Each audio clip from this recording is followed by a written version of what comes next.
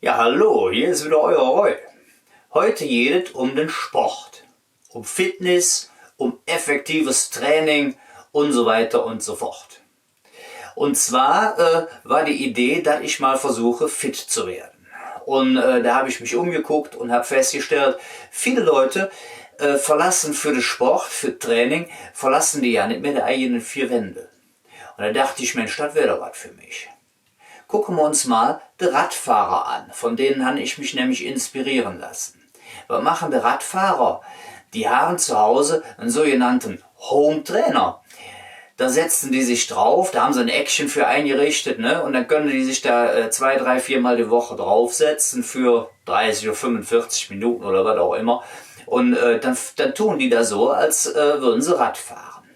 Da dachte ich, das ist genau das Richtige für mich. Jetzt ist es bei mir aber so, ich fahre eigentlich viel lieber Motorrad. Und deswegen habe ich mir ein Action eingerichtet für den Motorrad-Home-Trainer. Und dafür gehen wir jetzt mal einmal quer durch die Jahre zu meinem Motorrad-Home-Trainer.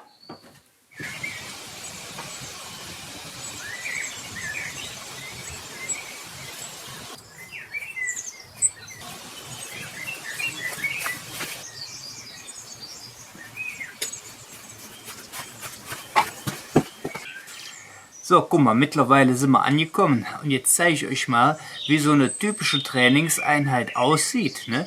Ich steige erstmal auf das Trainingsgerät.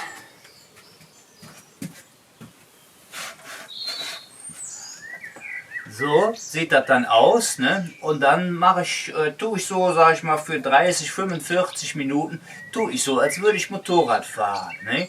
Manchmal mache ich auch eine längere Fahrt, das kommt immer ganz drauf an. So sieht das aus. Jetzt habe ich aber natürlich die Idee noch ein bisschen weiter gedacht und habe gedacht, Mensch, das ist ja jetzt was Schönes, aber im Sommer willst du ja auch was machen, was du sonst im Sommer eigentlich nicht machst. Ne? Und da habe ich gedacht, dann machst du im Sommer was mit Wintersport zu tun hat. Und mein Lieblingssportgerät für den Winter, das ist der Bob.